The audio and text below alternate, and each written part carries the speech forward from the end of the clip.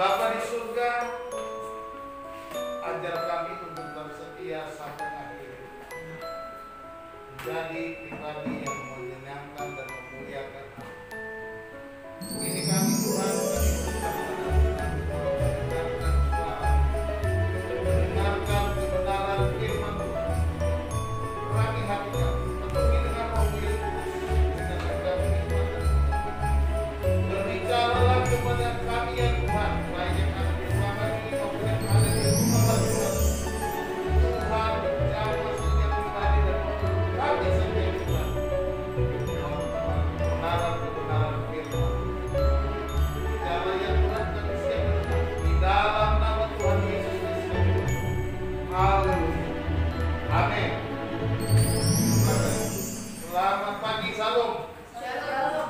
Puji Tuhan. Hari ini firman Tuhan judulnya karakter penerobos. Karakter penerobos. Firman Tuhan dari Injil Yohanes pasal 21 ayat yang ketiga sampai ayat yang ke-6.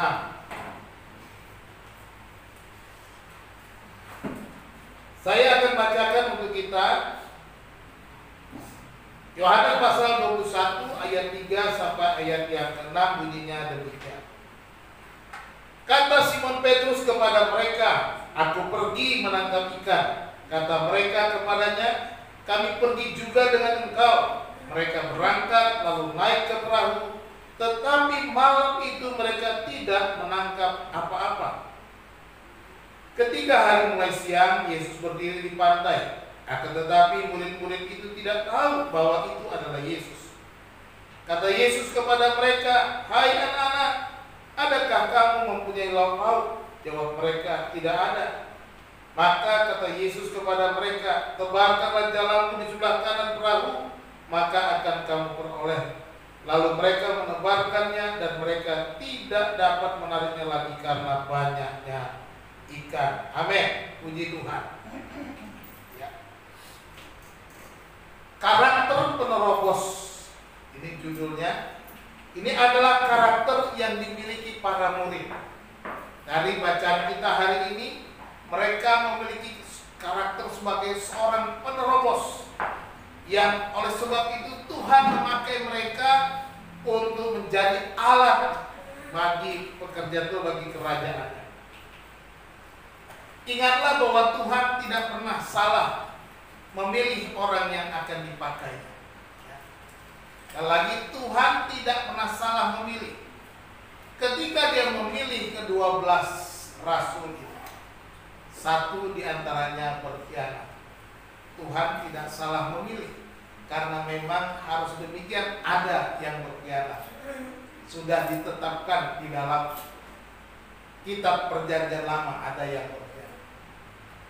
Dan ke-11-nya juga ada tidak salah memilih. Ketika Yesus mati, kemudian bangkit, sudah menampakkan diri, dan kita membaca mereka seolah-olah kehabisan akal, seolah-olah sudah kehilangan pekerjaan, seolah-olah sudah tidak ada lagi yang mereka ikuti. Dan mereka bilang, "Aku kembali pada pekerjaan.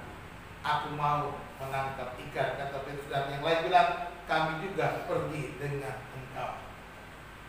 Nah, saudara-saudara, jika kita ingin dipakai oleh Tuhan, yakinilah panggilan yang Tuhan berikan kepada kita. Yakini itu bahwa kita sudah dipanggil Tuhan dan Tuhan sudah memilih kita. Tuhan memanggil karena Dia meyakini kita bisa makhluk. Perhatikan baik, Tuhan memanggil, memilih kita karena Dia percaya saudara bisa dipercaya. Jadi saudara jangan sampai saudara nggak pede. Sampai saudara, bisa nggak saya melayani Tuhan? Bisa nggak saya ikut Tuhan? Tuhan saja percaya bahwa saudara bisa. Masa saudara nggak percaya bahwa saudara bisa? Ini penting. Ya. Tuhan memilih kita sebagai seorang murid karena Dia mengenal kita. Dia pilih kita sebagai muridnya karena Dia kenal. Dia kenal setiap kita lebih daripada diri kita mengenal diri kita. Ini harus kita ingat baik-baik. Tuhan lebih kenal dirimu daripada engkau mengenal dirimu sendiri. Sesungguhnya Tuhan lebih tahu keadaanmu.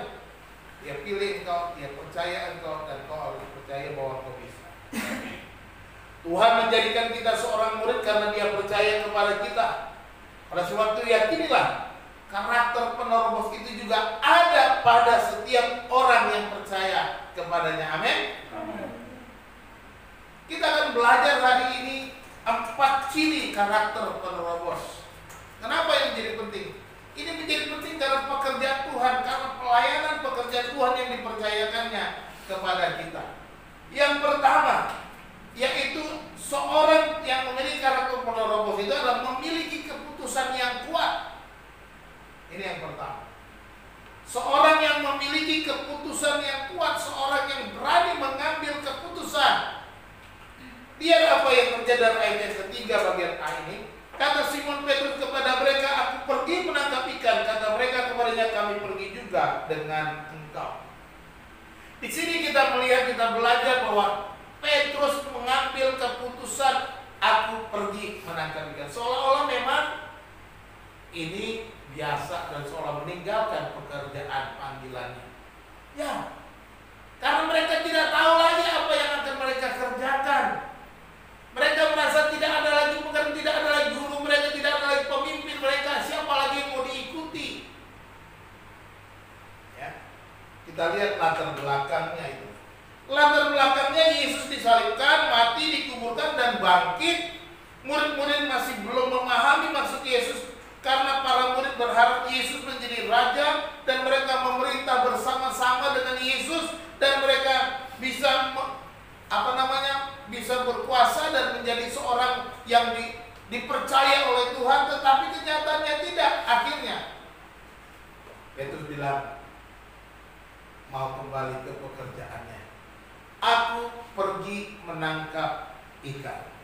Artinya dia sudah mengambil keputusan apa yang harus dikerjakannya. Sekalipun Tuhan Yesus sudah berkata tunggu di ruangan atas, ya, sudah disampaikan oleh Tuhan. Tapi mereka belum. Mereka masih kebingungan karena kapan Yesus sudah bangkit, sudah menampakkan diri, dan terakhir di sini Yesus kembali menampakkan diri kepada mereka, menguatkan mereka.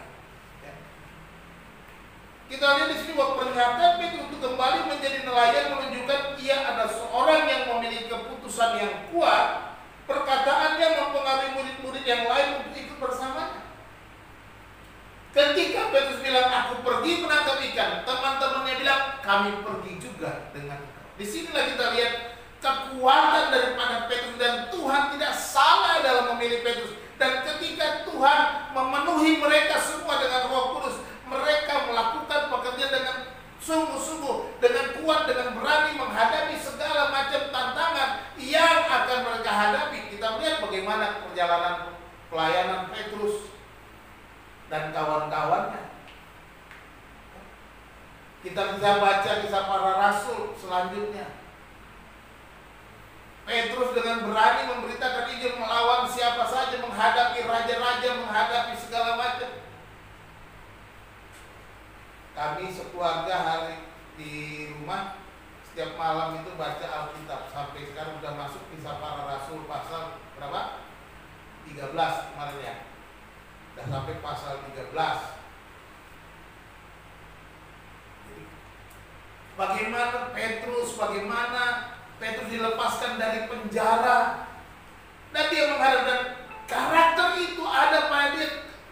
Ketika belum dipenuhi Roh Kudus, dia berkata, aku pergi menangkap ikan. Dia mempunyai tekad yang kuat, mengambil keputusan untuk melakukan sesuatu. Inilah karakter yang dipakai oleh Tuhan. Ketika dia dipenuhi oleh Roh Kudus, dia juga berani mengambil keputusan-keputusan, mengambil tindakan-tindakan, menghadapi tantangan di dalam pekerjaan Tuhan.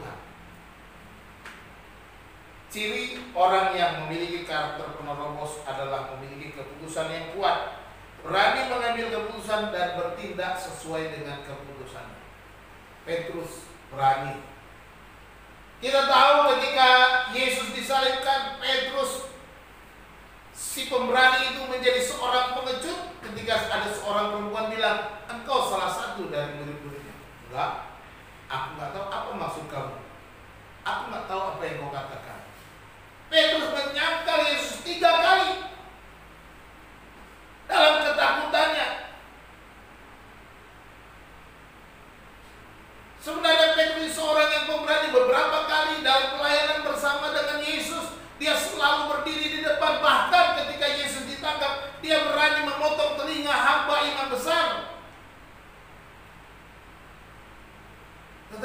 ketika Yesus disalib dia ketakutan juga.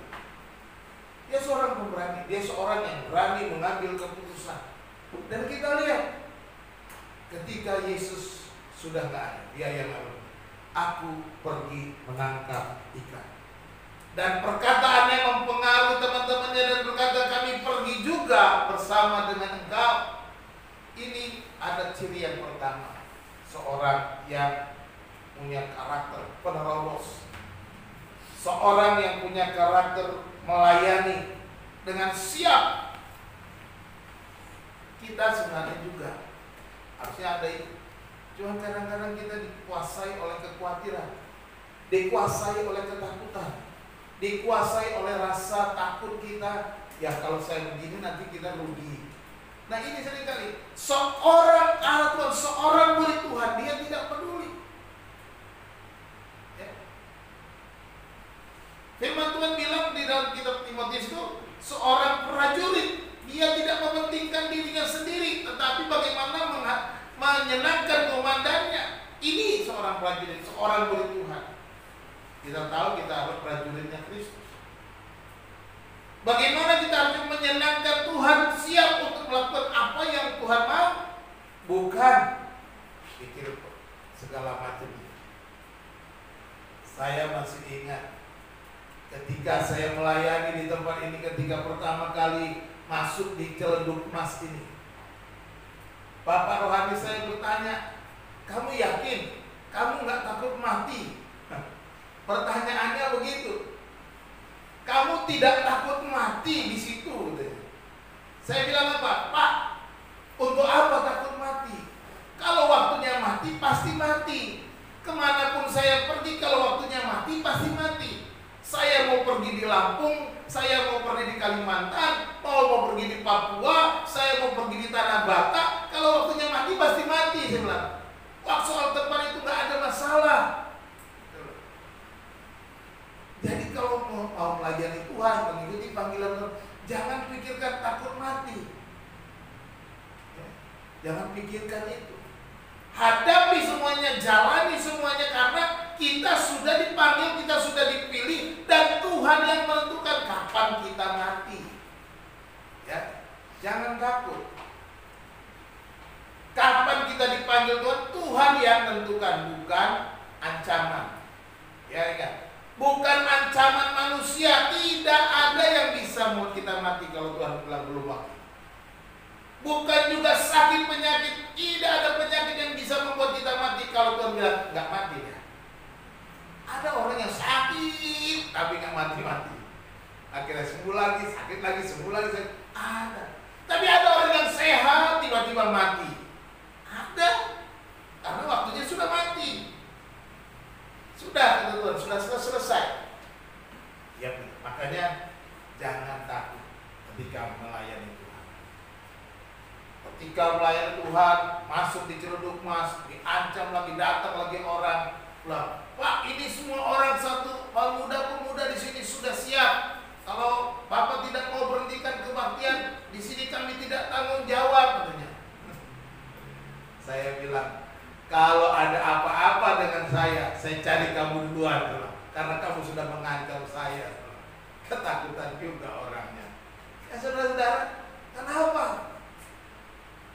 Karena ini pekerjaan Tuhan. Segala sesuatunya diatur oleh Tuhan. Hidup kita diatur oleh Tuhan. Oleh sebab itu kita harus berani mengambil keputusan dan bertindak sesuai dengan keputusan. Ketika saya berkata saya mau di Celeduk ini, saya akan bertindak sesuai dengan keputusan saya. Ya, waktu mulai pelayanan sini, saya ditawarkan di tempat lain juga. Kamu nggak mau ke tempat yang lebih enak, lebih nyaman, nggak ada ancaman, di gerejanya kamu gampang buatnya, katanya. Saya ditawarkan, oh pilih, kami dukung kamu. Kalau kamu ke sini, pilih. Saya bilang, Pak, saya sudah doakan di Ciledug, saya sudah berjuang di Ciledug. Dan ada jemaat di Ciledug, saya tetap di Ciledug. Itu sebabnya saya ada sampai sekarang di Ciledug.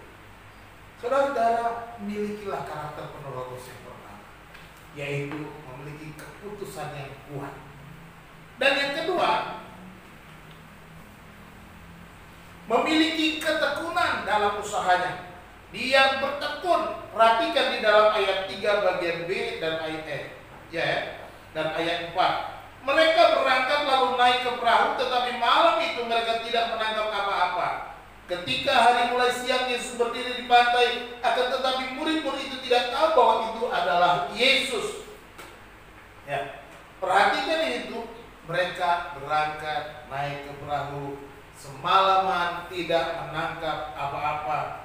Dan ketika mulai siang, Yesus berdiri di pantai, tetapi mereka tidak tahu itu adalah Yesus. Ciri yang kedua ini adalah memiliki ketekunan. Mereka adalah nelayan-nelayan yang sudah berpengalaman sebelumnya. Sebelum mereka mengikuti Yesus menjadi murid-murid Yesus, mereka sebagian adalah nelayan-nelayan seperti Petrus, Andreas, Yohanes, dan Yakobus. Mereka memang dipanggil dari pantai Danau Galilea ketika mereka sedang bekerja bersama dengan ayah mereka menangkap ikan. Berempat ini orang-orang yang sudah biasa di Danau Galilea menangkap ikan, dan mereka orang-orang yang tahu bagaimana cara menangkap ikan, kapan menangkap ikan, di mana tempat-tempat menangkap ikan. Mereka tahu dan mereka pergi ke tempat-tempat itu, dan semalam-malaman dikatakan mereka tidak menangkap apa-apa. Artinya mereka memiliki ketekunan dalam segala usaha yang dilakukan. Tekun, cari terus, cari dan cari. Mental inilah yang dipakai oleh Yesus, karena kamu akan kujadikan penjala manusia. Cari sampai dapat. Tetapi ternyata mereka sia-sia semalaman sudah cari, tidak dapat apa-apa. Mereka berusaha mendapatkan ikan, mereka menangkap ikan di tempat-tempat yang mereka biasa cari, dan mereka tidak menangkap apa-apa sampai hari mulai siang. Dan mereka sudah sampai di pantai. Ya, hari sepanjang malam berusaha namun tidak menangkap apa-apa, dan hari mulai siang dan tidak menangkap apa-apa juga. Semalam-malaman sampai mulai siang nggak dapat apa-apa. Kita lihat sini ketekunan ini, mereka terus berusaha. Ya. Semalam-malam kalau udah nggak dapat harusnya nggak usah lagi gitu. Mereka terus berusaha. Mereka mencari dan mencari. Ini berarti mereka juga tidak kenal putus asa, tidak pernah putus harapan. Berharap dapat lagi, dan dapat lagi. Ini mentalnya adalah orang yang terus berusaha. Jadi mereka mencari dan mencari. Mental inilah yang dipakai oleh Yesus untuk mencari jiwa, menangkap jiwa-jiwa. Sebagaimana Yesus bilang, kamu akan menjadikan penjala manusia. Bukan lagi menjadi penjala ikan, tetapi di akhir pelayanan mereka, ketika Yesus sudah nggak ada, mereka kembali menangkap ikan. Mereka belajar, mereka menunjukkan ketekunan mereka. Mereka belajar untuk berusaha mendapatkan ikan. Dan inilah yang dipakai Tuhan ketika mereka sudah dipenuhi Roh Kudus, ketika mereka sudah didiami Roh Kudus, ketika mereka sudah menjadi baru, ketika mereka menjadi seorang yang dipakai Tuhan luar biasa. Mereka terus mencari dan mencari, sekalipun tantangan dihadapi, sekalipun penjara dihadapi, sekalipun mereka dimusuhi, sekalipun mereka harus ditangkap, sekalipun mereka harus menghadapi tekanan, sekalipun menghadapi stres, sekalipun menghadapi kesulitan, mereka terus mencari dan mencari. Tidak kenal putus asa, tidak kenal menyerah. Inilah karakter penerobos, yaitu orang-orang yang bertekun dalam segala usahanya, orang-orang yang terus berusaha dalam mencari dan mencari, tidak mengenal putus asa. Saudara, kita adalah murid Tuhan. Tuhan sudah pilih kita. Dia percaya saudara sebenarnya punya iman, dan saudara pasti nggak kenal putus asa. Ya. Oleh sebab itu percaya. Tanamkan di hatimu bahwa Tuhan sudah pilih aku, Tuhan percaya kepadaku, Tuhan berikan iman kepadaku bahwa aku bisa melakukannya. Lakukan itu. Jadi jangan takut menghadapi apapun. Apapun di hadapan kita, tantangan, pandemi kek, musuh-musuh kek, orang yang membenci kek, orang yang menghalang-halangi, dan segala macamnya, kesulitan keuangan, jangan itu menjadi ketakutan kita, tetapi teruslah mencari, jadilah penjala-penjala manusia, jadilah orang-orang yang dipakai Tuhan. Ya, jangan takut, karena Tuhan yang pilih kok. Ya, saya sekali lagi saya katakan, seperti saya sampaikan tadi malam di anak pemuda, Efesus pasal 1 ayat 3. Sebab di dalam Dia, di dalam Kristus, Allah telah memilih kita sebelum dunia dijadikan. Saya mau tanya, siapa yang pilih? Tuhan. Saya mau kasih tahu, kalau Tuhan itu pinteran siapa Tuhan sama saya? Tuhan. Tahuan siapa Tuhan sama saya? Lebih hebat siapa Tuhan dengan saya? Pasti Tuhan. Lebih hebat Tuhan daripada kita semuanya. Dia tahu. Saya mau katakan, kira-kira Tuhan salah milih nggak? Kalau saudara tidak percaya diri, saudara tidak percaya diri saudara bahwa Tuhan pilih saudara, berarti saudara merasa Tuhan salah pilih. Tuhan tidak pernah salah memilih. Wahana dan saya pernah pergi belanja lalu beli jeruk. Wah, pilih-pilih jeruk, sampai di rumah ternyata ada jeruk yang bonyok juga. Ternyata sudah pilih masih ada jeruk yang bonyok. Saya bilang, salah pilih nih, maka tadi ada yang bonyok nih. Saya bilang, wah, nggak dilihat ya Bang. Kita bisa salah pilih, udah pilih dari banyak jeruk, kemudian ternyata sampai rumah ada juga yang salah.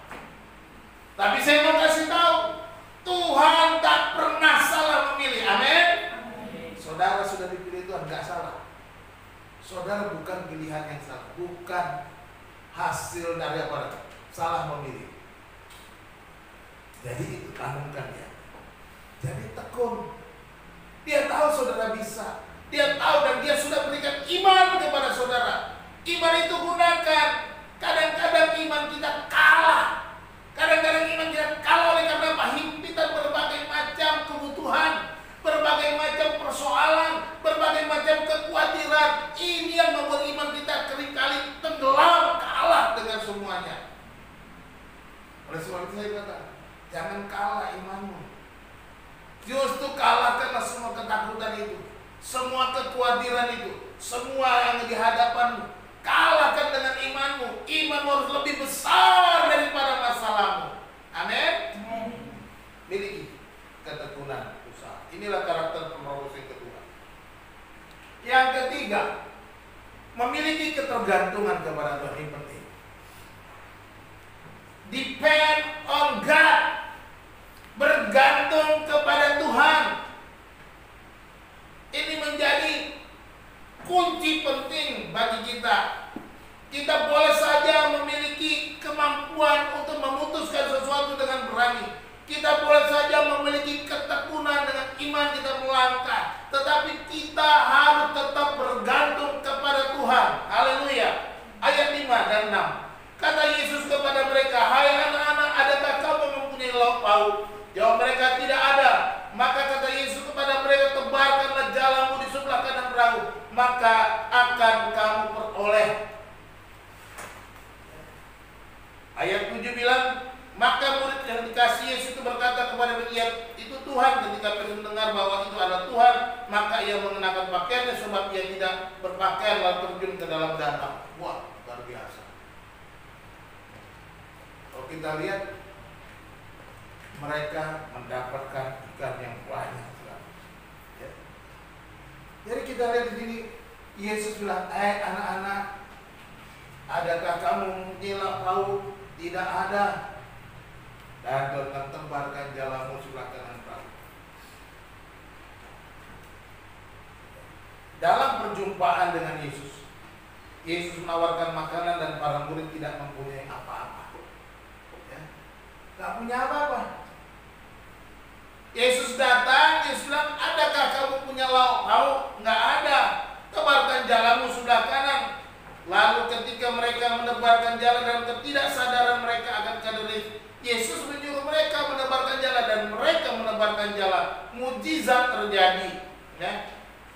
Mujizat terjadi dengan kehadiran Tuhan.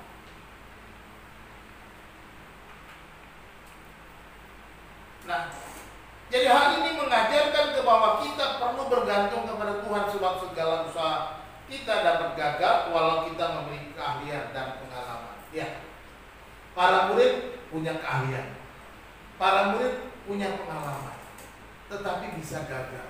Semalam-malaman mereka tidak menangkap apa-apa. Ya. Semalam-malaman mereka tidak bisa menangkap apa-apa. Tetapi mereka harus bergantung kepada Tuhan. Di sini Yesus bilang, tebarkan jalamu, artinya kita harus mengikuti perkataan firman Tuhan. Kita harus bergantung kepada firman Tuhan. Apapun yang menjadi pergumulan kita, bergantunglah kepada firman Tuhan. Apa yang Tuhan katakan, lakukanlah itu. Oleh sebab itu firman Tuhan menjadi penting bagi kita. Firman Tuhan menjadi sangat penting bagi kita untuk kita bisa berhasil. Kita harus bergantung kepada Tuhan. Bergantung kepada Tuhan berarti kita harus bergantung juga kepada firman. Yesus bilang, tebarkan jalanmu di sebelah kanan. Dan mereka pun akan. Jadi bergantunglah kepada Tuhan. Jangan bergantung kepada pengalaman kita saja. Seperti guru-guru di sekolah di TK, saya selalu ingatkan, kita boleh belajar setinggi-tingginya, sebanyak-banyaknya. Kita boleh mengetahui punya pengalaman hebat-hebat, punya pengetahuan, punya pengalaman seluas-luasnya. Tetapi jangan lupa, kita perlu bergantung kepada Tuhan. Sebab apa? Pengetahuan, pengalaman ini hanya alat. Ini hanya alat yang Tuhan akan pakai untuk memberkati orang lain. Tetapi tanpa kita bergantung kepada Tuhan, alat ini sebenarnya nggak ada gunanya. Semua yang kita lakukan dengan pengalaman, dengan pengetahuan, semua usaha yang menguras energi bisa membuat kita putus asa, kok nggak berhasil, kok nggak bisa begini dan lain sebagainya. Tetapi orang-orang yang menyerahkan pengalamannya, yang menyerahkan pengetahuannya dan bergantung kepada Tuhan, menyerahkan semua itu kepada Tuhan karena bergantung, segalanya berhasil. Dan dia berkata, puji Tuhan, bukan puji diri. Tapi kalau dia mengandalkan pengetahuan pengalamannya, nih kan, pinter kan gue, hebat kan gue, terjadilah kesombongan. Itu sebabnya saya selalu tekankan kepada guru-guru saya, jangan mengandalkan pengalaman dan pengetahuan, mengandalkan Tuhan. Biar Tuhan pakai semua pengalaman pengetahuan kita untuk menjadi berkat, sehingga kita berhasil dan kita berkata, terima kasih Tuhan, puji Tuhan, segala puji syukur bagimu ya Tuhan, oleh karena aku bisa berhasil dengan segala yang Kau berikan. Jadi pengalaman Tuhan berikan kepada kita sebagai alat, ya. Dan Tuhan yang membuat berhasil. Oleh sebab itu kita perlu bergantung kepada Tuhan, bukan bergantung kepada. Perhatikan para rasul ini, mereka berusaha dengan seluruh sekuat tenaganya, mereka berusaha semalam-malaman sampai mulai siang, mereka tidak menangkap apa. Dan ketika Yesus bilang, adakah kamu mempunyai lauk pauk?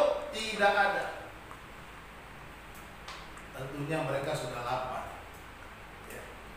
Yesus datang pagi-pagi. Kalau kita lihat bacaan selanjutnya, Yesus menyiapkan sarapan, sudah ada sarapan. Tapi mereka mau, Yesus mau minta dari para murid itu. Sudah sarapan belum? Ada sarapannya enggak? Enggak ada Tuhan. Tebarkan jalanmu sebelah kanan. Ya. Inilah ketergantungan kita. Apakah kita mau menuruti firman Tuhan atau tidak? Ketika kita mengikuti firman Tuhan, kita bergantung kepada Tuhan. Ketika kita menjauh dari firman Tuhan, kita sebenarnya mengandalkan kekuatan kita sendiri, mengandalkan kemampuan kita. Firman Tuhan sudah jelas bilang apa? Diberkatilah orang yang mengandalkan Tuhan dan yang menaruh harapannya pada Tuhan. Yeremia 17 ayat 7. Diberkati. Jadi kita selalu mengandalkan Tuhan, bergantung kepada Tuhan supaya apa? Supaya hidupmu makin diberkati Tuhan. Katakan amin. Kalau engkau mau hidupmu diberkati, berhasil dalam segala pekerjaan dan usahamu, bergantung pada Tuhan. Selalu saya ingatkan, apa yang saudara nikmati sekarang itu karena saudara bergantung kepada Tuhan. Perjalanan kesaksian hidup saya dengan Bu Hana, kami bisa sampai hari ini bisa seperti semua karena bergantung, semua karena pertolongan Tuhan. Kalau bukan karena Tuhan, nggak bisa apa-apa. Kami mulai dengan nol, seperti petugas pom bensin, mulai dari nol ya Pak. Iya, dari nol, nggak punya apa-apa. Mulai tidur di lantai dengan tikar, di kontrakan petak, mulai dari sana. Nggak ada apa-apa, tapi kami punya keyakinan Tuhan pilih. Itu keyakinan saya dari waktu saya kuliah. Tuhan pilih saya, pasti Tuhan sudah tahu nanti saya tahun kerjaan punya ini. Saya bilang begitu. Saya punya keyakinan begitu. Jadi saya ikuti aja. Karena saya tahu Tuhan sudah pilih saya. Dan kalau saya mati, ya mati. Waktunya mati pasti mati. Nggak bisa saya tolak. Ya. Jadi kalau belum waktunya mati, mau kayak mana pun nggak bakalan mati. Ya itu saya. Makanya saya selalu bergantung kepada Tuhan. Nggak mau bergantung kepada pengalaman saya, nggak mau bergantung kepada pengetahuan saya, nggak mau bergantung kepada kekuatan-kekuatan saya. Karena semua itu terbatas. Segala yang saya miliki itu semua terbatas, cuma alat. Makanya saya terus sebagai alat, saya perlu belajar, saya perlu membaca, saya perlu banyak baca Alkitab, saya perlu banyak baca buku, saya perlu banyak belajar yang lainnya. Supaya apa? Supaya Tuhan memperlengkapi saya, tambah pintar, dan Tuhan pakai semua alat itu untuk kemuliaan Tuhan. Itu aja. Bukan untuk mencapainya, wah ini karena saya pintar nih. Enggak. Karena Tuhan sudah pakai semua alat-alatnya. Itu tanggung jawab kita. Kita bertanggung jawab untuk belajar. Kita bertanggung jawab untuk meningkatkan kemampuan. Dan Tuhan pakailah kemampuan saya Tuhan untuk kemuliaan. Itu. Jadi memiliki ketergantungan kepada Tuhan. Yang keempat, memiliki keberanian untuk berubah. Dare to change. Kita harus punya keberanian untuk mengubah hidup kita supaya lebih baik. Ya. Ayat 6. Maka kata Yesus kepada mereka, tebarkanlah jalamu di sebelah kanan perahu, maka kamu akan pulang. Lalu mereka menebarkannya dan mereka tidak dapat menariknya lagi karena banyaknya ikan. Ketika Yesus bilang tebarkan jalamu sebelah kanan perahu, mereka bilang, yang bener aja bos, udah siang. Mana ada ikan di pinggir danau ini? Pasti harusnya bilang begitu jawabannya, betul nggak? Tapi apa mereka bilang begitu? Tidak. Lalu mereka menebarkannya dan mereka tidak dapat meraihnya lagi karena banyaknya ikan. Luar biasa. Ya. Perhatikan apa yang dilakukan para murid. Mereka menebarkan jala sekalipun hari sudah siang, perahu sudah ada di dekat pantai. Logikanya tidak ada ikan. Kalau sudah siang begitu dan di dekat pantai, logikanya begitu. Itu kalau orang mau nangkap ikan. Tetapi mereka menebarkan jala, mereka nurut, mereka berani mengambil keputusan, mereka berani berubah. Karena berubah mindset mereka. Kalau mereka tidak mengubah mindset mereka, mereka pasti protes. Mereka protes ya. Secara logika tidak masuk akal. Mustahil menangkap ikan dalam kondisi seperti itu. hari lagi. Jalan mereka luar biasa. Logikanya nggak mungkin bisa dapat ikan pada jam segitu di tengah dekat pantai, karena ikan sudah mulai sembunyi, ya kan gitu.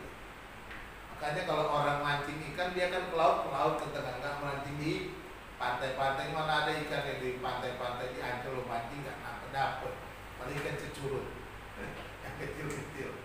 Nah saudara-saudara, berani mengubah mindset kita, berani mengubah pikiran kita karena ketaatan akan firman Tuhan. Firman Tuhan sudah kita punya. Kita harus berani mengubah, mengambil keputusan sesuai dengan firman Tuhan. Sekalipun ini nggak masuk akal, kayaknya firman Tuhan nggak sesuai deh dengan logika saya. Bagaimana mungkin ini bisa terjadi? Tapi firman Tuhan bilang, bagi Allah tidak ada yang bagi Allah tidak ada yang tidak mungkin. Bagi Allah segala sesuatu mungkin. Tidak ada yang mustahil bagi Allah. Jadi kita perlu mengubah pandangan-pandangan kita yang tidak sama dengan firman Tuhan. Ya. Kita perlu mengubah untuk mendapatkan hasil yang terbaik. Ubahlah mindset kita, ubahlah pandangan kita, ubahlah segala sesuatu yang mungkin kita bilang ini nggak masuk akal saya. Seorang penerobos selalu berinovasi dan berani berubah. Kalau nggak berani berubah, nggak berani berinovasi, nggak bisa menghasilkan apa-apa. Ya, Tuhan berkenan memakai setiap murid yang mau berubah sesuai dengan kehendaknya. Orang-orang yang mau berubah sesuai maunya Tuhan pasti akan menghasilkan buah, menghasilkan berkat, pasti berhasil. Logikanya gimana, Pak? Itu iman. Itu iman, ya. Iman nggak bisa dicampur aduk. Kita harus melangkah dengan iman dan mengubah kebiasaan kita, mengubah mindset kita dengan iman. Ini sesuatu hal yang di luar nalar. Ya. Kalau hanya bicara nalar, bicara akal, yang masuk akal terus, kita bisa kehilangan iman. Sama seperti saudara, saya katakan, kalau saudara percaya dan menerima Yesus sebagai Tuhan dan Juru Selamat saudara secara pribadi, Yesus akan masuk dengan perkataan Roh Kudus dalam hati saudara. Saudara percaya dengan apa? Iman. Roh Kudus ada di hatimu? Ada, dengan iman. Nggak bisa saudara pakai apa iya yang masuk di dalam. Bagaimana cara masuknya ya? Ada di dalam enggak ya? Itu kalau pakai akal. Dan saudara dikatakan firman Tuhan, engkau yang percaya engkau tidak binasa melainkan hidup, mendapat hidup yang kekal. Engkau akan ada bersama-sama dengan Tuhan di surga. Bagaimana caranya ya? Apa iya masuk surga? Itu iman, bukan akal. Akal kita harus tunduk kepada iman kita. Ada hal-hal yang harus kita terima dengan iman untuk berubah, untuk menjadi berkat, untuk dipakai Tuhan untuk menjadi seorang penerobos pekerjaan Tuhan. Seorang yang dipakai Tuhan, orang-orang yang berani mengambil keputusan. Seorang yang dipakai Tuhan, orang-orang yang tekun berusaha. Seorang yang dipakai Tuhan adalah orang-orang yang bergantung kepada Tuhan. Orang-orang yang dipakai Tuhan, orang-orang yang berani berubah mengikuti Tuhan. Kalau saja para murid ini bilang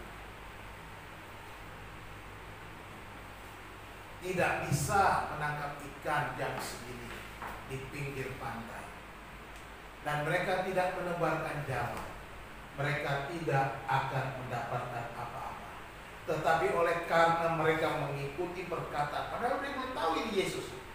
Ayat 7 baru bilang itu Yesus. Barulah Petrus mau membuka baju dan menemui Yesus. Ya, Petrus cuma pakai baju ya.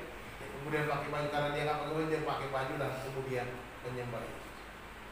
Saudara-saudara, Kita nggak akan pernah berhasil kalau kita nggak mau mengubah akal kita sesuai dengan firman Tuhan. Kalau kita nggak mau berubah, kita tidak bisa berhasil. Kalau kita tidak mau berubah, kita tidak akan bisa mendapatkan apa-apa seperti para murid. Kalau mereka bertahan dengan konsep mereka, kalau menangkap ikan itu tidak boleh siang-siang bolong di pinggir pantai, harus di tengah laut, maka nggak dapat apa-apa. Bisa saja mereka kesel. Ini orang sok tahu banget sih, nyuruh-nyuruh nebarin jala di sekarang ini jam segini, sok tahu. Tapi mereka nggak mau itu. Dicatat di dalam Alkitab, lalu mereka menebarkannya dan mereka tidak dapat menariknya lagi karena banyaknya ikan.